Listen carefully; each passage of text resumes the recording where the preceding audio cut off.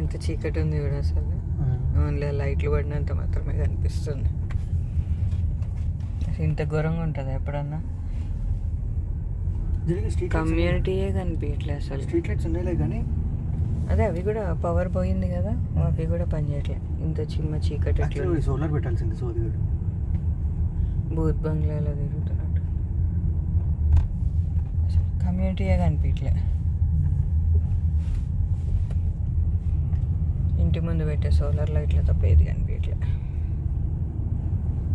అంత వరదలాగా పడ్డది, ఒక్క చుక్క నీళ్ళు లేదు రోడ్డు మీద. కానీ చెట్లు మాత్రం బీభత్సంగా పడిపోయినాయి. అదే చెట్లు చూడ అసలు. వీళ్ళ డోర్ ఎట్లానో అసలు. నేను లేచా ఉన్నా.